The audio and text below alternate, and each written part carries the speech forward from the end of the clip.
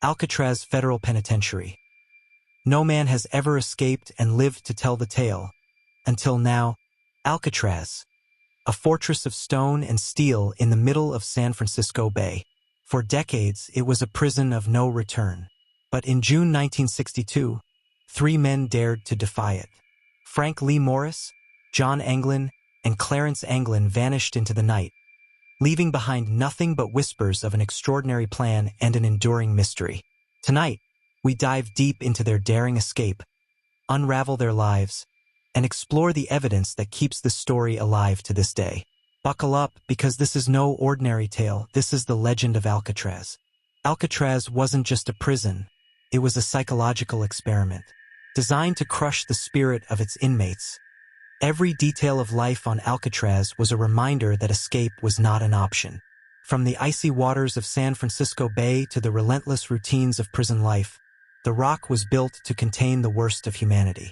But let's take a closer look at what drove Frank Morris and the Anglin brothers to risk everything.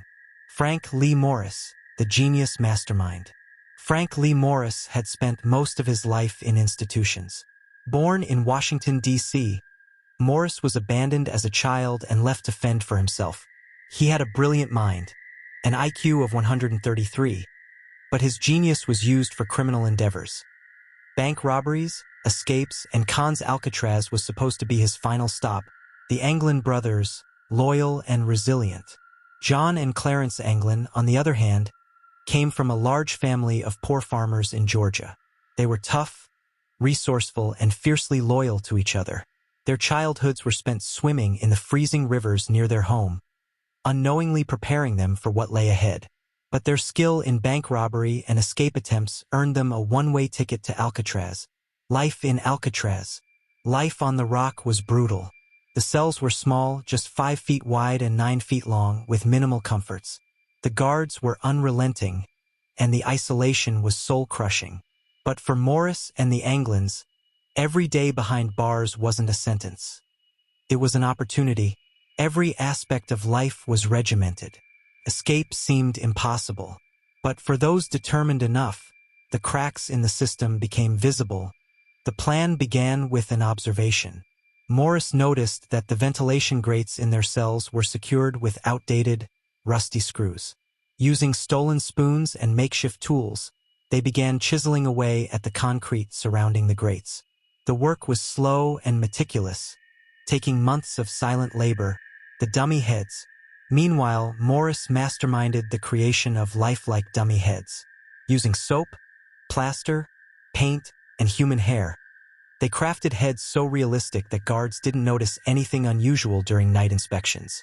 This was their first line of defense, a critical element to buy time during the escape.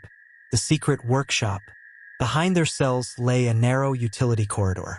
Once the grates were removed, they squeezed through and accessed this hidden space. It became their workshop, where they constructed an inflatable raft and life vests from over 50 stolen raincoats. They sealed the seams with heat from the prison's steam pipes, making the raft watertight. It was a feat of engineering that required immense patience and precision, studying the bay. But how would they navigate the treacherous waters of San Francisco Bay? Morris, ever the planner, studied tidal patterns and currents. They aimed to launch their raft on a night when the currents would help carry them away from Alcatraz and toward freedom. The breakout. The night of June 11th arrived. Under the cover of darkness, Morris and the Anglin brothers made their move. One by one, they wriggled through the holes in their cells into the utility corridor and climbed to the roof of the prison. The air was thick with tension, every creak of the floorboards a potential alarm.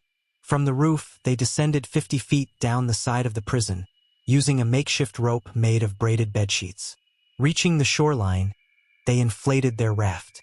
With their wooden paddles in hand, they pushed off into the freezing waters of the bay. The discovery. The next morning, the alarm was raised. Guards discovered the dummy heads and the gaping holes in the walls. A massive search ensued, but it was too late. The raft was gone, and so were the men. The immediate assumption was grim. The men had drowned. Pieces of the raft and a paddle were discovered near Angel Island. But over the years, tantalizing clues suggested otherwise. In 2013, a photograph surfaced allegedly showing John and Clarence Anglin alive in Brazil. The image sparked debate among investigators and family members. Could it be true? Modern forensic analysis suggested a strong resemblance, but no definitive proof. The Anglin brothers' family claimed they received letters and Christmas cards from John and Clarence after the escape.